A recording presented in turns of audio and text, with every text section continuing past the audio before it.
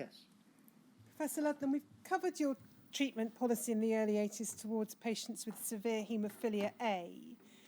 In relation to patients with moderate haemophilia A, do I understand from your statement and your evidence that such patients may well have been treated with factor concentrates, but some may have received cryoprecipitate, depending upon their presentation? In the early 1980s, they would have been treated. They came up to hospital probably with cryoprecipitate. If they went on to home treatment, they would be treated with concentrate. In relation to patients who had mild haemophilia A, your statement suggests DDAVP, cryoprecipitate and concentrate might all have been used. Can you outline what the general approach was to the treatment of patients with mild haemophilia A? Yes, was to avoid using blood products if possible. It would depend on the event whether DDAVP would be suitable, and that would depend upon the basal factor VIII level of the patient, how they responded previously to desmopressin DDAVP, because the response varies quite markedly between patients, but within a patient, the response is usually reasonably consistent. So if it was, for example, a tooth extraction in someone who had a basal factor VIII level of 15 or 20%, then it is likely that desmopressin would give quite a satisfactory response. On the other hand, if the patient required major surgery, then I would probably have used concentrate. Might have used cryoprecipitate, depends a bit on the nature of the surgery and its duration. But concentrate would be reserved for severe bleeding episodes. So is this right in terms of order of priority? And I appreciate we're talking in generalities, but for the mild haemophiliac with haemophilia A, DDAVP if possible, cryoprecipitate, would that be the next safest choice if DDAVP was not an option? And then concentrates, would that be the third choice, for example, for something such as major surgery when the others are not an option? Concentrate might come in front of a cryoprecipitate if you had a severe bleed or for surgery. Why? Because one would need to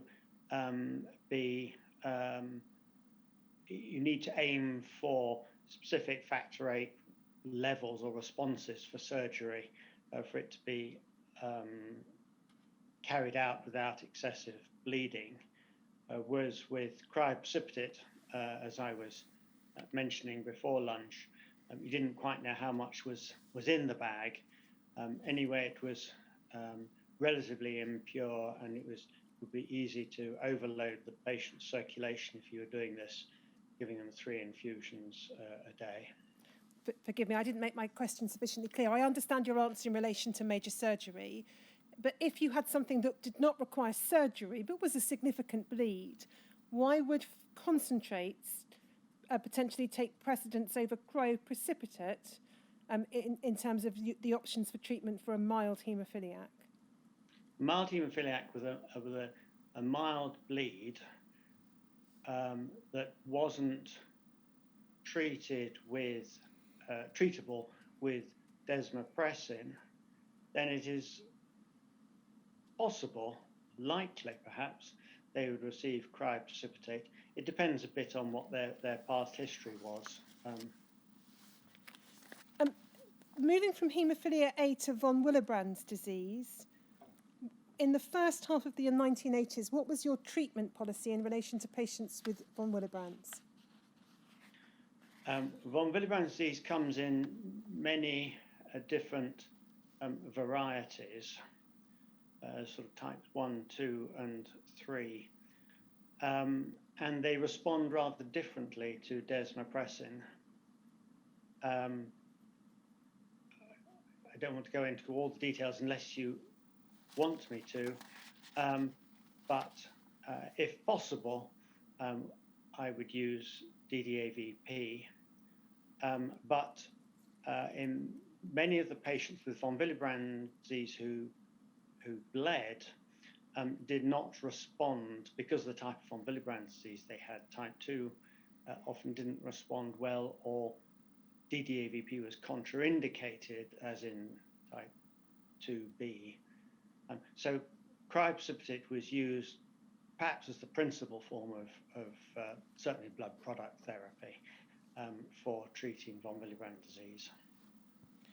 In relation to patients with haemophilia B, the table that we looked at earlier would tend to suggest, the table from the report that was prepared for the Penrose inquiry, would tend to suggest that factor 9 was the consistent treatment used, PFC factor 9, for patients with haemophilia B. Is that correct? That's correct, yes. To what extent was fresh frozen plasma used by you in the early 1980s for haemophilia B patients, if at all? I can't recall using it. That doesn't mean to say that we didn't use it, but I don't. Haemophilia B is as you know, about a fifth the incidence of haemophilia A. So there are many fewer patients. I don't remember using fresh frozen plasma. Did you have a specific policy in the early 1980s in relation to the treatment of children, and if so, what was it?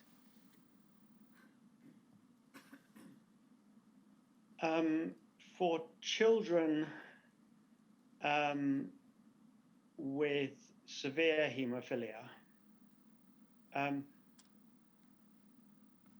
it would be my aim to try treating them with cryoprecipitate.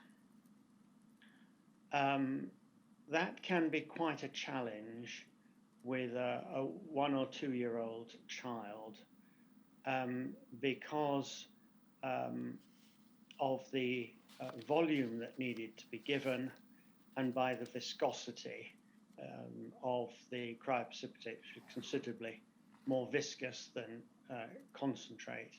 So it's purely a practical problem, but a real practical problem of giving an infusion into a small child with delicate veins, and often the arms of small children are a bit chubby. And if the needle comes out of the vein, then you get a hematoma in addition to the one that you're trying to treat. So it's not easy to give cryoprecipitate to small children, but if it seemed feasible, then that's what I would think of doing first. If it's a child with severe haemophilia, they are likely to need a treatment relatively frequently, and if you like, the benefits of using cryoprecipitate as far as hepatitis is concerned diminish, and therefore concentrate becomes perhaps a more acceptable form of therapy. Particularly, I would be using PFC concentrate for treating a child. But a child with severe haemophilia might get on to concentrate use at a youngish age for those reasons. In terms of your home treatment programme, we discussed the approximate figures of patients that you had on home treatment earlier. What proportion of those, as far as you can recall, were children?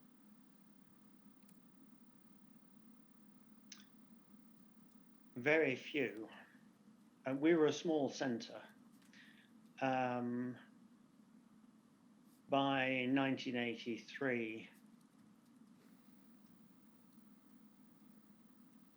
there might have been 4 or 5 children on home treatment, something like that, 4, 5, or 6. And at what age did you contemplate putting a child onto home treatment? It depended very much on the child and the home circumstances and the enthusiasm of the parents, and actually how easy it was to find veins on the child.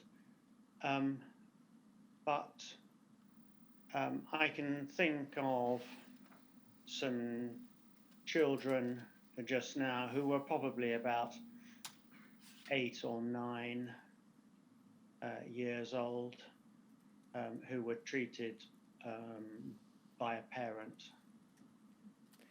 Now, we've heard from some clinicians that they adopted a policy of batch dedication.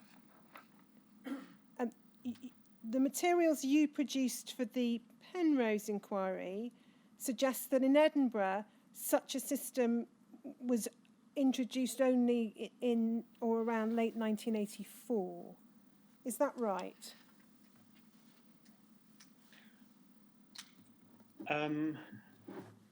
I think that probably is correct.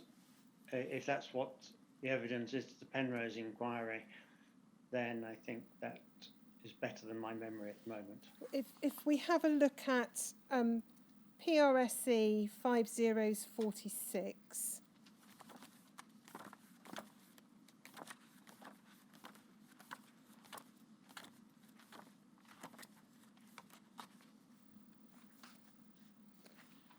so this is a document you authored for the Penrose inquiry called Edinburgh Haemophilia Treatment Policy. If we go to page 6, please, Shomik. It should be the last paragraph. You've said this: in attempt to reduce recipient exposure to multiple batches of factor VIII, a batch dedication system was devised in 1984. In this, there were 3 parallel batches of factor VIII concentrate, which were given to patients based on their surname, i.e. individuals with a surname beginning with a letter in the first third of the alphabet were given concentrate from bin 1, middle third of the alphabet from bin 2, and the last third of the alphabet from bin 3. This simple-to-operate system reduced the batch exposure of an individual patient by about 1/3. Now that's not quite the batch dedication system some other clinicians have described, but first of all, is it right, based on that, to say that it was only devised in 1984? I think that is the evidence that I gave 10 years ago. I think I've no reason to believe it's not true. What I would say is that to have a batch dedicated system like this, you need to have larger stocks of concentrate in the fridge. And you have seen from the discussion we had before lunch that it was a bit of a hand-to-mouth existence. Of factor VIII was never very plentiful, and there was not a great deal to be had in the fridge at the best of times. And therefore it would have been quite impossible to have had a batch dedication system earlier. So carry on. The other issue, which is a little bit related, is that if a whole batch is to come to, shall we say, bin 1, that might be a very large amount of factor VIII, potentially 1,000 bottles. Whereas in the normal distribution system, that might be split between 3 haemophilia centres. And I know at one point in Scotland, we were trying to avoid arrangements where a batch was split between haemophilia centres, because that way you got more patients exposed. So it was a little bit complicated, and I've tried to explain why it was difficult to introduce earlier than 1984. Well, we'll look at one letter which may refer to the point you've just made, Professor. It's SBTS 40322_044, please, Shomik.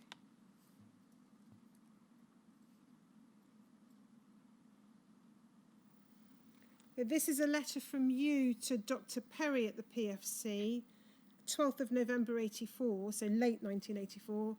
As a result of our recent endeavours, it's become apparent that many of our haemophiliacs are receiving factor VIII from several different batches, sometimes concurrently. I believe that at one time there was a policy of issuing a whole batch to a single transfusion centre. I understand recently the batches may have been divided and sent to several centres. As a result of this apparent change in policy, it is possible for one rogue batch of factor VIII to potentially contaminate a huge number of haemophiliacs. One reason why there may have been a change in distribution policy may be because of the size of a batch has increased markedly over the last few years. I am further assured that at least Edinburgh BTS would have the capacity to store at least one complete batch. Now, this is being raised in November 1984, and the reference to recent endeavours is presumably a reference to your discovery that a batch had infected a number of your patients with HTLV3, which we'll come on to at a later stage in your evidence, Professor. Yes. But, was there any other reason why this issue of batch dedication couldn't have been introduced earlier, particularly given that this suggests that Edinburgh BTS could store a complete batch?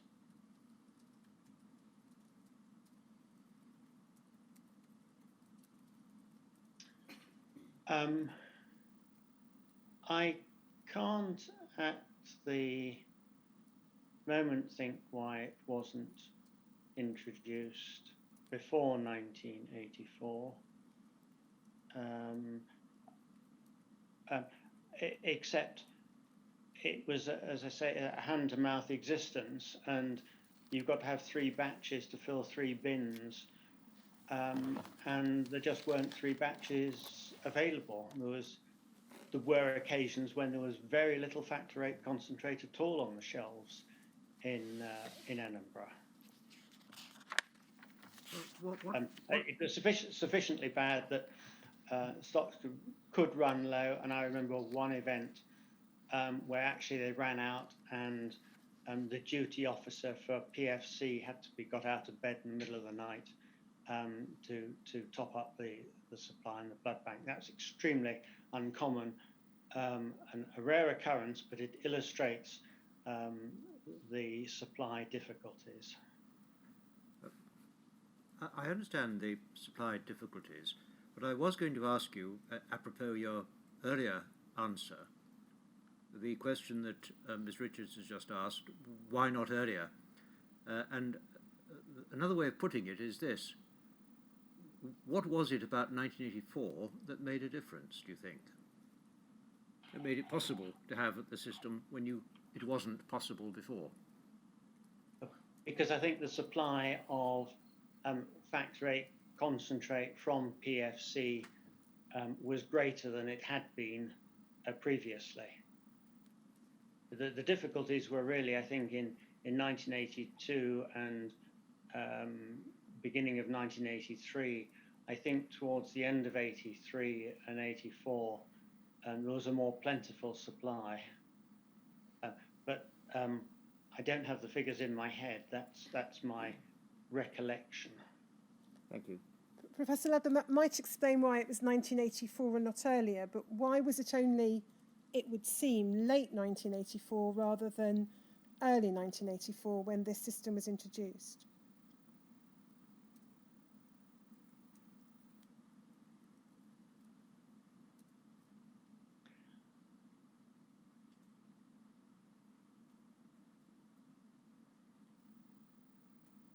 Without seeing the details of the supply and usage and stock levels, I can't be more specific than I have been. I'll move on then to another topic, which is looking at your knowledge of hepatitis and some particular matters relating to hepatitis. We start, Professor, with you telling us what you learnt in your general medical training and then in your specific haematology training about the risks of viral transmission from blood and blood products.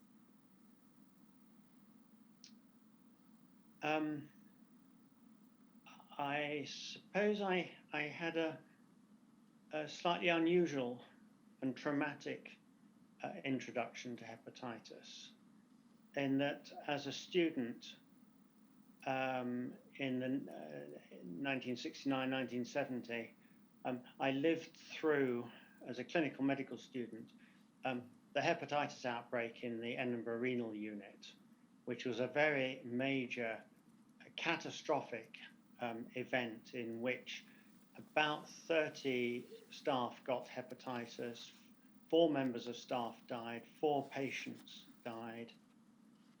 The research laboratory I was working in for my project as a student that I mentioned earlier, one of the other workers in this rather small laboratory had a needle stick injury when she was working with developing a test for hepatitis B.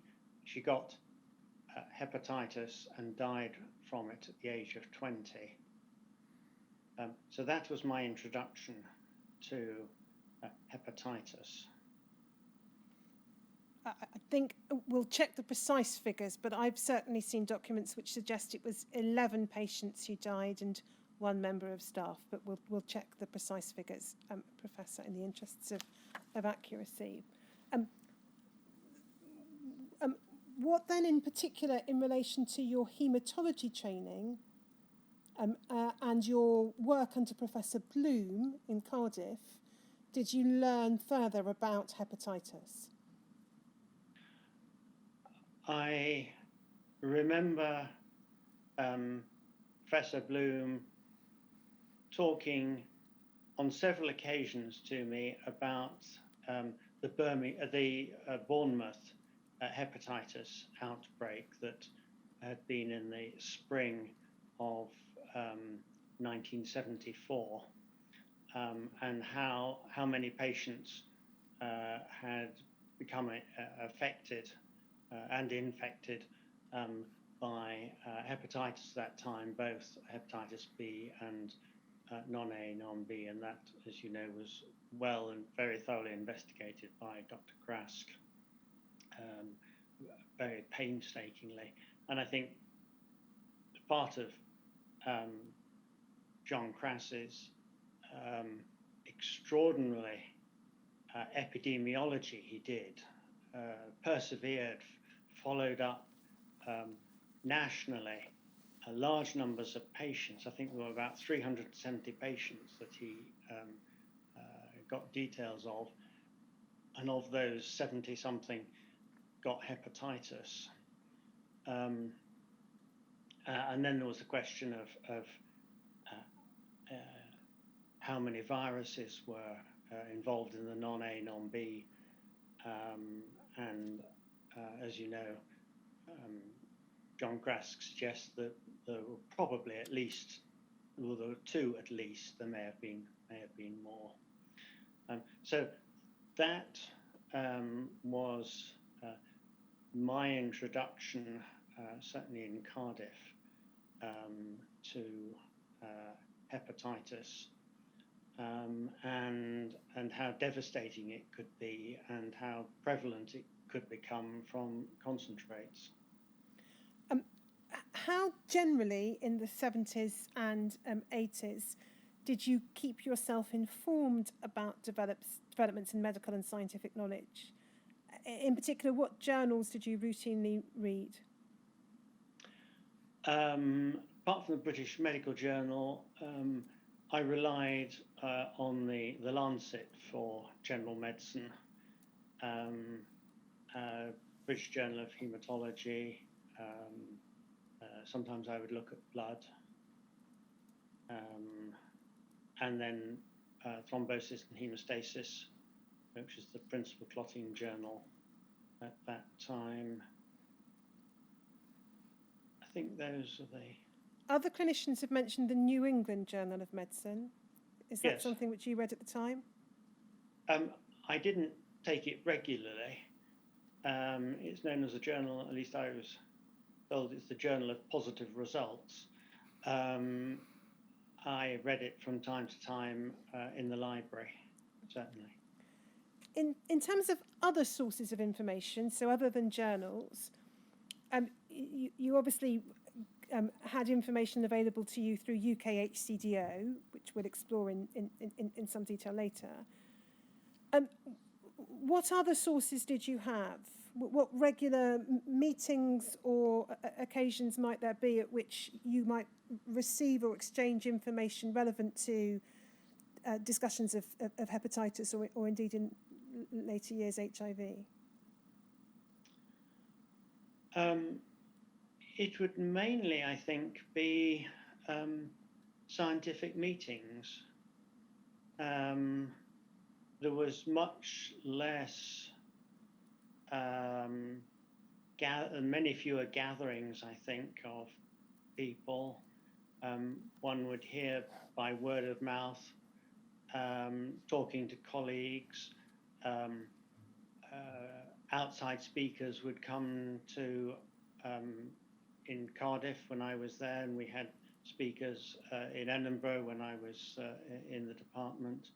There were meetings in the hospital, general medical meetings in the hospital, which might be about any medical or surgical or obstetric gynecological problems.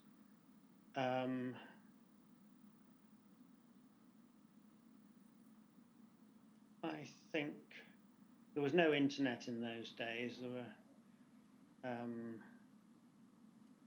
think those were the main routes of medical education. Apart from annual general meetings, British Society of Haematology, and so on.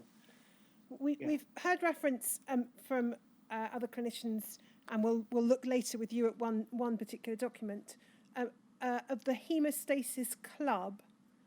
Was that something that you knew about and participated in? I knew about it. It was London-based grouping. Mainly of sort of academic clotologists who I think met one evening a month, and they had speakers. I remember going to one meeting because I was in London, and there were perhaps 2 or 3 speakers and a discussion over a couple of hours between 7 and 9 o'clock in the evening. How much knowledge of hepatology did you have in 1980 when you took up your post in Edinburgh?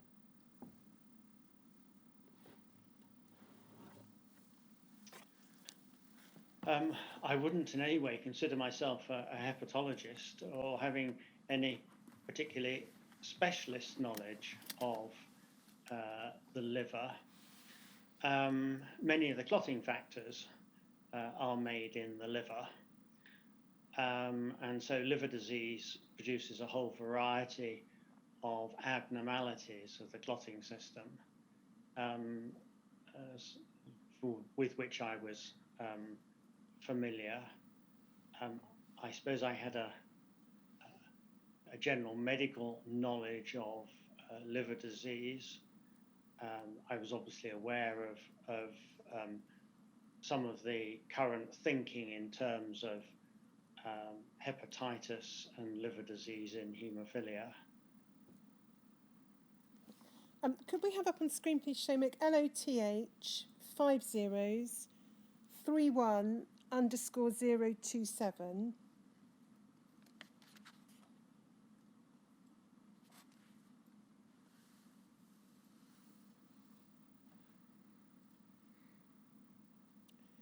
So we can see, if we just go a little closer to the text, please, Seamus. This is a letter from you dated the 28th of April 1980. It's to Dr. Krask, and you're accepting an invitation to serve on the Hepatitis Working Party of UKHCDO. And I just wanted to ask you a couple of questions arising out of the terms of this letter. You say in the second paragraph, Thank you for the invitation to serve on the Working Party. I'm very happy to accept your kind offer. Like most pathologists, most of my training has been in the treatment of haemophilia from the bleeding point of view, and I have relatively little knowledge of hepatology. This, however, is obviously an increasingly important area I'm anxious to learn, and I hope I may be of some help to the project. And then you go on to say this: I'm very conscious of the almost unique group of haemophiliacs we have in Edinburgh, because they have never received commercial concentrate. They are, therefore, as you are aware, useful material for a variety of studies in relation to liver disease. There are various pressures working against keeping our patients free of non-NHS concentrates, but I'm doing my utmost to resist these. I think that the liver biopsy project is very worthwhile, and I hope to be able to contribute patients to this. I do not think that we have any patients who have clinical stigmata of chronic hepatitis, so that the study would be entirely for research purposes. Unfortunately, our hepatologist is away in the States at present, but he returns in a fortnight. As I've no practical experience of the technique for liver biopsy, I'm obviously entirely dependent upon his cooperation. I shall consult him as soon as he returns. I anticipate he'll be happy to help. And then I don't think we need to look at the second page particularly. It just talks about some work that Louise Sterling, who I think was your consultant colleague, was undertaking. Can I ask you to, if we go back to that third paragraph,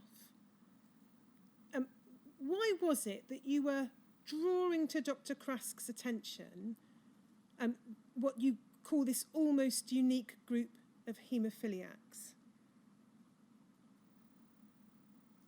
Well, he was a virologist, and I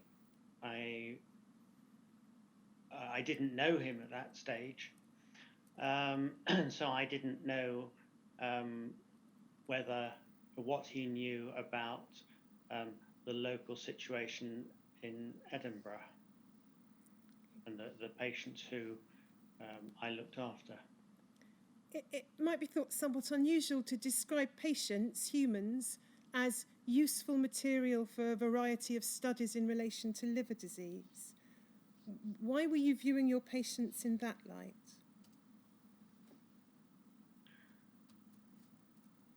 I agree, it is perhaps not the best wording.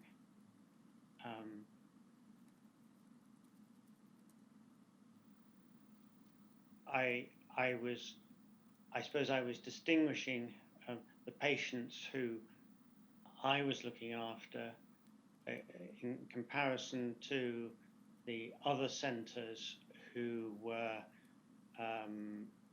studying the livers of patients. I'm thinking particularly at the Royal Free and perhaps Sheffield. And those patients were much more likely to have been treated with commercial products. I had no idea exactly what John Krask knew about how patients were treated in different parts of the country. I'm going to come back to questions of research later in the week, Professor, but to avoid the need to go back to this document, did you contribute patients to the liver biopsy project that's discussed here? No, and I think it's interesting that the hepatologist was away when Dr. Krask wrote to me, because our hepatologist was at that time was Dr. Neil Finlayson, a very distinguished hepatologist who actually became president of the College of Physicians in Edinburgh. He is, I would say, a conservative investigator from the point of view of invasive investigations. And when he came back his holiday, I suspect if I discussed this with him, he said to me, well, Christopher, they may have liver disease, but if we do biopsies, how is it going to change their management?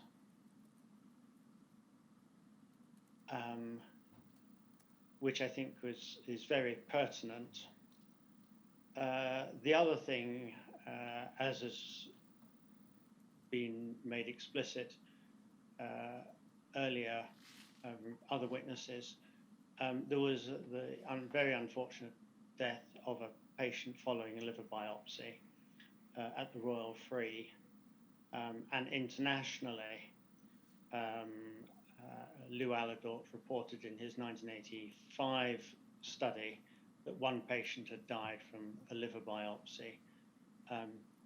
So overall, there was a 1% mortality from an investigation, and if you didn't have haemophilia, your chance of dying was about 1 in 10,000, I think. So it was very much increased risk.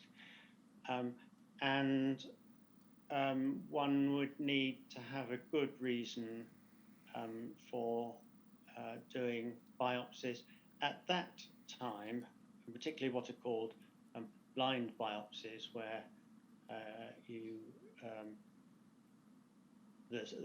hepatologist puts a needle where he thinks the liver is in through between two ribs to take out a small sample. We did liver biopsies much later on in the 1990s, but by a very different technique, which maybe we'll come on to think about later on. So for those reasons, we never did any biopsies in the 1980s. Still in 1980, but a different document, HCDO 40-257_108, please. Yeah, HCDO 00000257_108.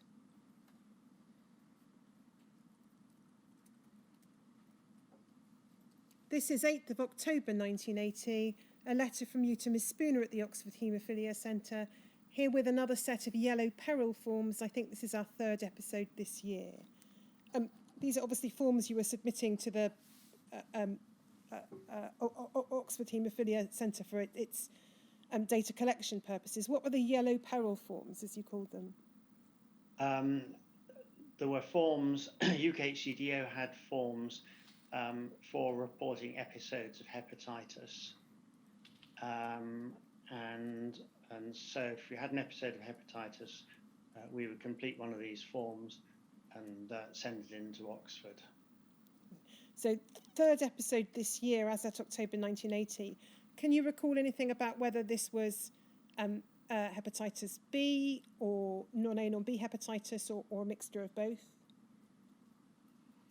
Almost certainly non-A, non-B hepatitis, but I can't be certain. Just before we look at some of the medical literature about non-A, non-B hepatitis, do you recall whether, when you were in Cardiff with Professor Bloom, you'd seen the World in Action programme Blood Money in late 1975? I don't think I had, or I did see it at that time. I just moved to Cardiff with my family, and I don't know whether even if it was shown on Welsh television. It may just have been shown in England. I don't recall seeing it in 1975. Do you recall whether Professor Bloom ever mentioned it to you or raised it with you?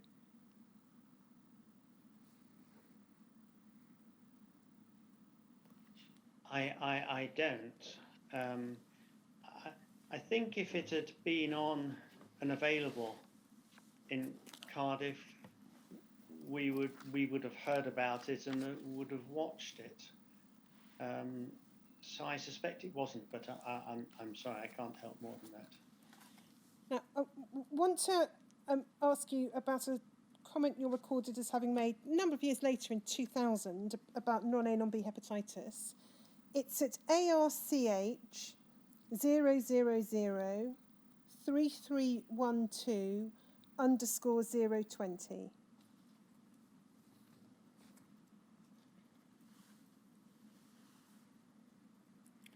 If we just zoom in to start with the top half of the page, please, Seamus, thank you. So we can see it's note of a meeting held on the 10th of February 2000 to discuss the information required to assist in the examination of the circumstances surrounding the safety of SNBTS blood products from hepatitis C.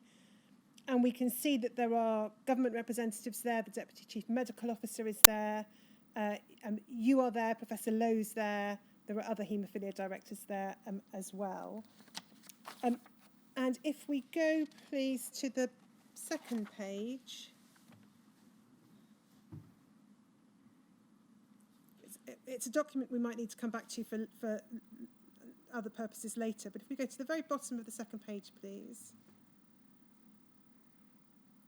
You can see at point 4, it says, Professor Ludlam explained that until the late 1980s, the perceptions were that non-A, non-B hepatitis was a mild, non-progressive condition. The first serious study on liver, we go to the top of the next page, biopsy having been undertaken in 1985. Now, in fairness, I should also note that Dr. Keel is recorded as confirming that was also her understanding, and there's reference by Dr. Watson to the test for the virus. But I just wanted to ask you about what you said there. Is that still your view of the perception until in the 1980s, that until the late 1980s, the perception was it was a mild, non-progressive condition? I wonder if the page could go back to yes, of course. Sorry, bottom of the previous page, Seamus.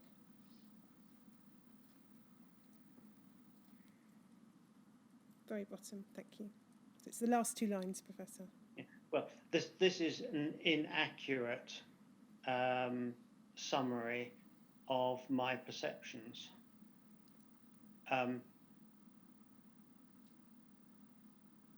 It should say at mid-1980s would be slightly more accurate, but I was well aware of the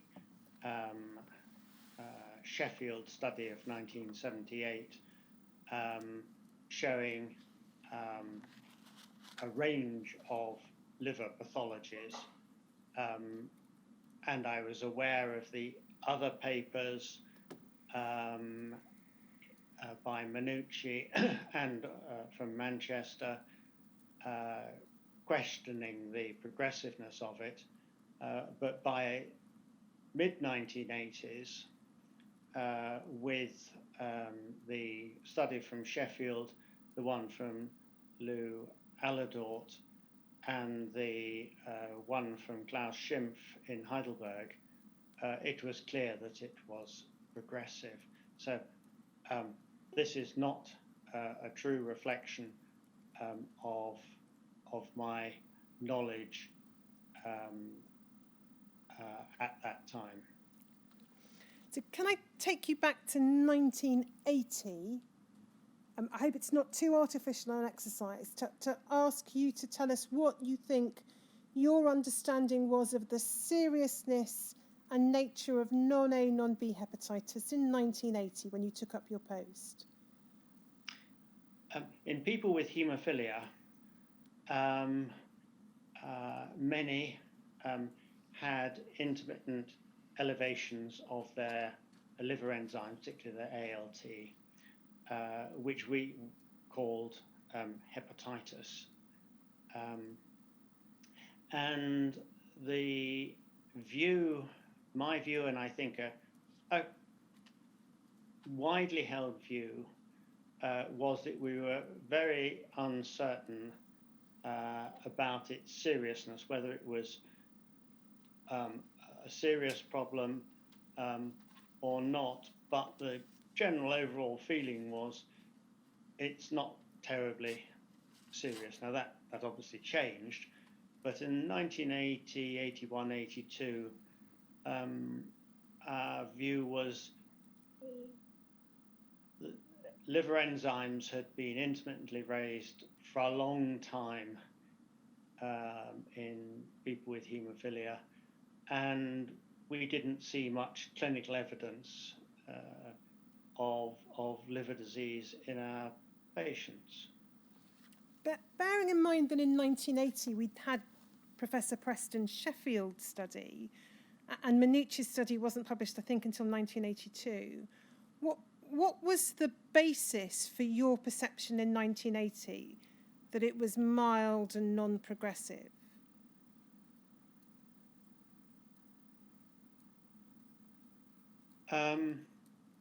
Well, there wasn't clinical evidence in patients of liver disease, and a whole variety of clinical manifestations of liver disease that are well described.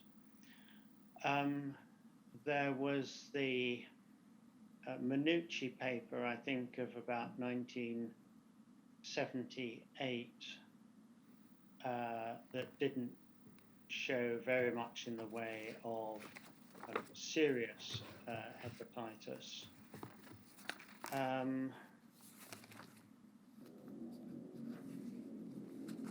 I think it was more a lack of evidence about its progressiveness that led us to believe that it's possible that it might not be progressive, and it became clear that there was a wide range of ways in which it, or rates at which it did progress between different people. I understand, Professor, that there may have been limited evidence, that there may have been uncertainty, there may not have been proof, but bearing in mind that there are, and we can look at some of the papers if we need to, but there are a number of papers in the 70s which warn of the possibility that non-A, non-B hepatitis might progress to a chronic condition, might be responsible for liver disease, which suggests that it may need to be viewed in a similar way to hepatitis B. Why the assumption, in the absence of evidence one way or another perhaps, that it was mild and non-progressive?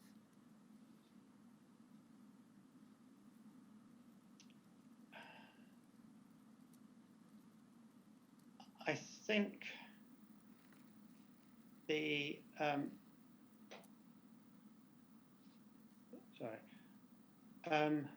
the evidence was accumulating in other areas about its progressiveness, non-A, non-B hepatitis. It was unclear what the etiological agent was, whether all non-A, non-B hepatitis was a single entity, whether in fact it had a viral etiology at all. There was a line of thought which suggested that some episodes might be an allergic reaction to factor VIII concentrates. I don't think it wasn't a view that applied to all patients at all, but it was one of the possibilities. So it may be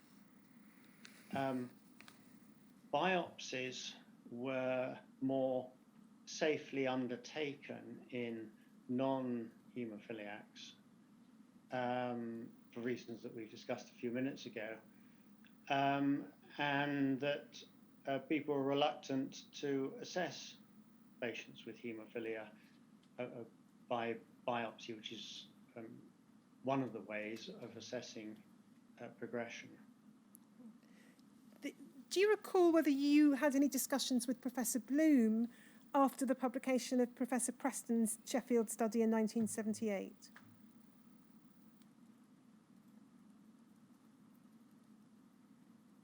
I don't remember.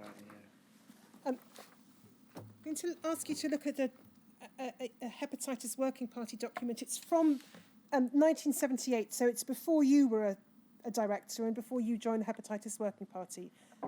It's CBLA 40831, please, Henry.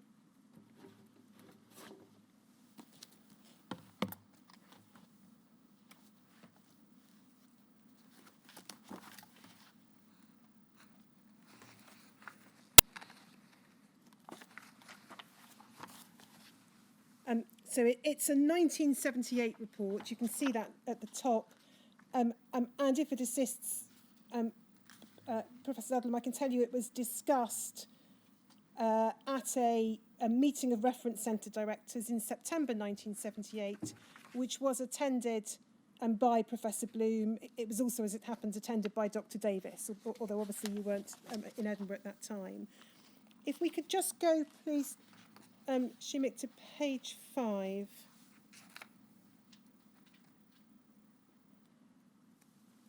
We can see there the heading chronic hepatitis. So if we see the bottom half of the page, please, Shimik. There's a reference in the second paragraph under that heading to, in the last few months, we've received reports of patients in several haemophilia centres who are thought to have evidence of chronic liver disease. And then you will see, Professor, the paragraph talks about the question of liver biopsy and the controversy of that, and each director having to make up their own mind. And then if we pick it up the last 2 lines, it says, that's Dr. Krask, have recently visited the Department of Medicine at the University of North Carolina at Chapel Hill during a visit to the USA, and had the, we go over the page, top paragraph please, opportunity to discuss the problem with Dr. Roberts and his colleagues. They have carried out almost 100 liver biopsies on patients with chronically elevated serum transaminases in a collaborative study, and nearly 50% of these have histological changes compatible with cirrhosis, chronic active or chronic persistent hepatitis. These patients have had up to 10 years of treatment with freeze-dried factor VIII concentrates of different brands. There is controversy as to whether these changes are the sequel to acute virus hepatitis or are due to some other cause, but Dr. Roberts and many other physicians are of the opinion that virus hepatitis is the main factor. The elucidation of this problem therefore remains the most urgent one from the patient's point of view. First of all, in 1978, you were not a consultant, but occupying a fairly senior position. You were senior registrar to Professor Bloom. Would you see routinely any of the minutes of reference centre director meetings or any of the reports such as this produced by Dr. Krask? Did he share them with his colleagues in Cardiff? No, I wouldn't. I wouldn't have seen this. I should add that although I was a senior registrar, I wasn't a senior registrar to Professor Bloom. I was a senior registrar in haematology, and most of my time would be spent out with haemophilia and Professor Bloom. I might be on a leukemia part of the service or in the laboratories.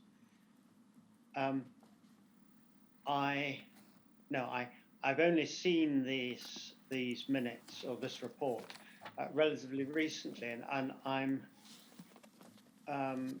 surprised that if Harold Roberts had overseen 100 liver biopsies, I don't recall them being published, which is rather unusual because he was a very eminent hematologist, and whether these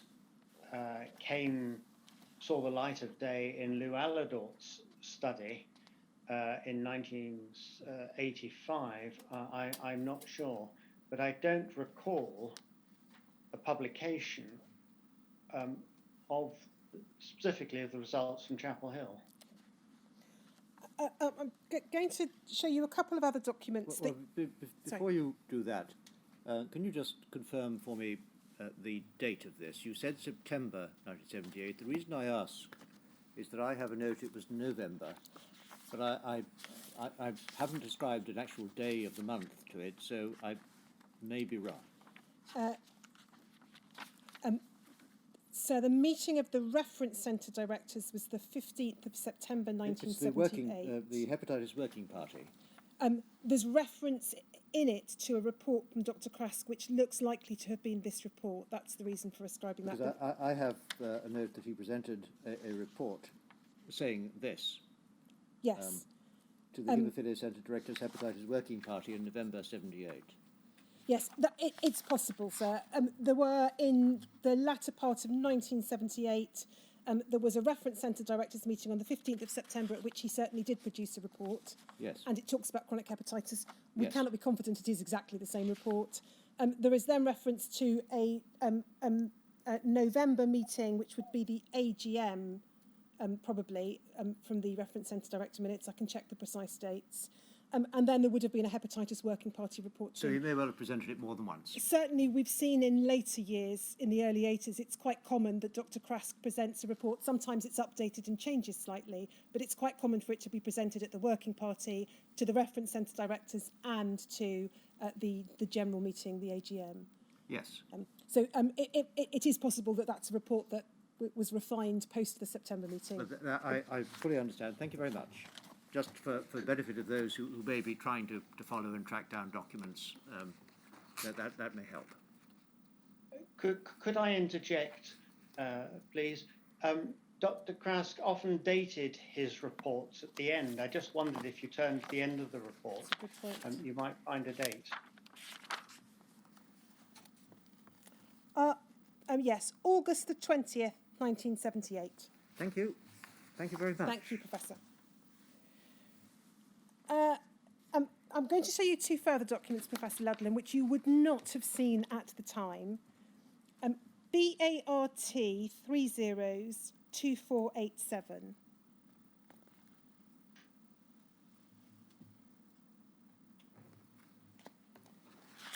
Now, this is a letter dated the 27th of April 1979. It's from Dr. Kernoff, who, as you know, was a Reference Centre Director, to Dr. Colvin, who was not, but was Director at the Royal London. If we go to the second page,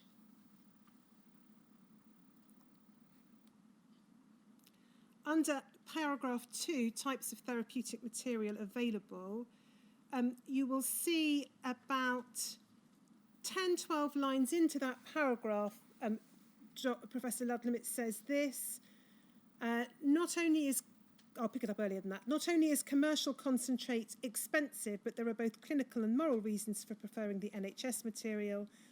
The clinical reason is the growing awareness of the probability that commercial concentrates have a higher risk of transmitting non-A, non-B hepatitis than NHS material.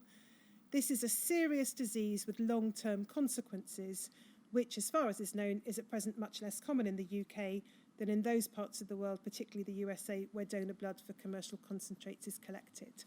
Now, I'm not going to ask you, at least not at this stage, about the commercial versus NHS concentrates issue, but just the characterisation there of non-A, non-B hepatitis. So it's described by Dr. Kernoff in 1979 as a serious disease with long-term consequences. Would you accept that as an accurate characterisation in the late 70s, early 80s of non-A, non-B hepatitis?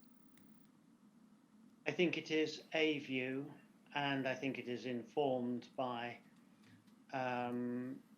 probably the study that Professor Preston published from Sheffield. And I think that Peter Kernoff had worked before he came to the Royal Free in the States. I forget where in the States, where non-A, non-B hepatitis is clearly a more common condition. So he may have had if you like, a wider knowledge of non-A, non-B beyond haemophilia. But it's certainly a very reasonable view. Yes. And we've heard from others, including, I think, Professor Tuddenham, who obviously worked with Dr. Kernoff at the Royal Free, but from others as well, that Dr. Kernoff had a particular interest in and knowledge of hepatitis. And we've seen from your letter to Dr. Krask of 1980 that at least in 1980 you didn't claim to be any kind of expert in hepatology. The other document I wanted just a moment. Yes. You were nodding there. I caught you on the screen, Professor. Were you nodding in agreement that he had, or just acknowledging the point? I was acknowledging that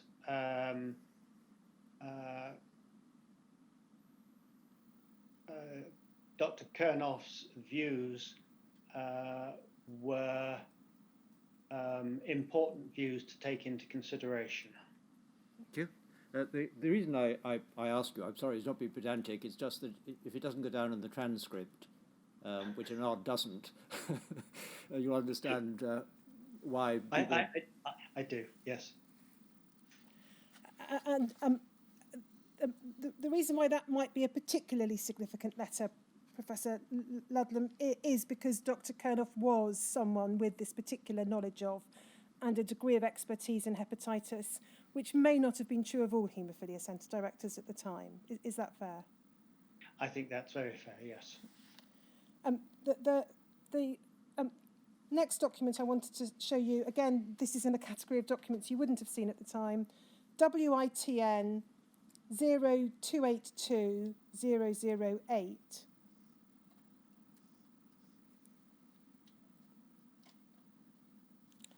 Now, this is an internal Department of Health and Social Security memo from 1980, September 1980.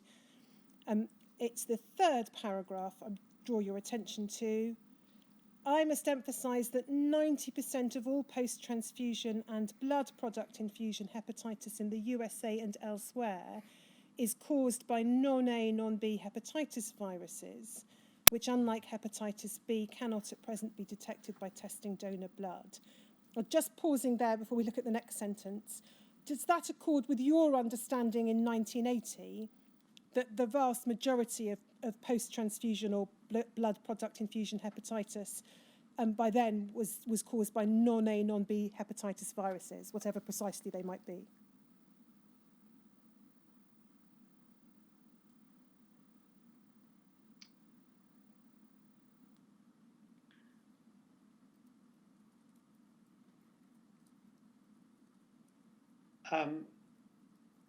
Yes, my hesitation is in the interpretation of hepatitis, because hepatitis can include, or one of the features of hepatitis may be jaundice, and after blood transfusion you can get jaundice from increased destruction of the red cells, either because they're older, but more likely if there's been a slight mismatch in matching the red cells to the patient, or the patient has developed an antibody to the red cells and they're more rapidly destroyed, that can give rise to jaundice, which might be interpreted as hepatitis. But leaving aside that, I mean, I suppose the other thing that makes diagnosis of post-transfusion hepatitis difficult is because many patients get transfusions because they are ill, and their illness may be causing hepatitis, or the drugs they're receiving may cause hepatitis. And these are often patients who are seriously ill and therefore needing a transfusion, who are likely to have abnormal liver tests for a whole variety of reasons. And that's why it makes it so difficult to distinguish, if I can put it this way, viral hepatitis from non-viral hepatitis. The factors you've just mentioned might relate to transfusion hepatitis, but not presumably generally to blood product infusion.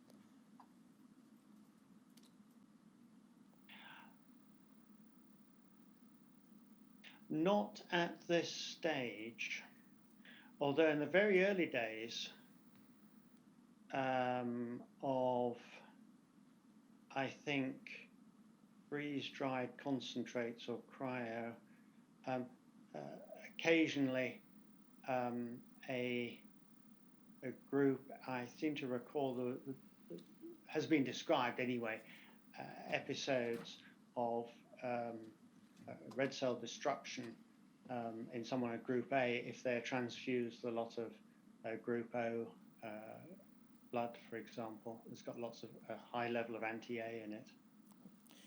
If we continue with what is being described here in the department's memo, this form of hepatitis can be rapidly fatal, particularly when acquired by patients with pre-existing liver disease, or can lead to progressive liver damage.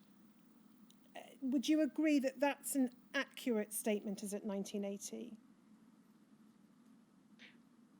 I think it is, yes. And then if we look at a document that you would have seen at the time from 1981, it's PRSC 304847, please, Shomik.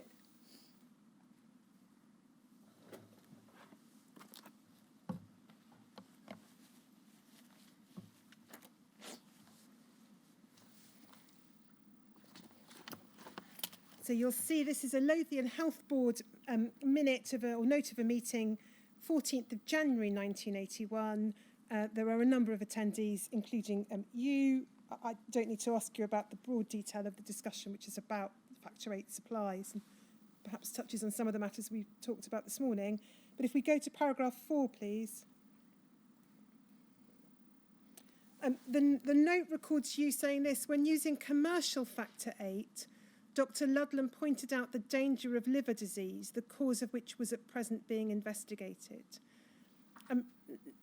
Was it your view in January 1981 that the danger of liver disease was simply associated with commercial factor VIII and not NHS factor VIII?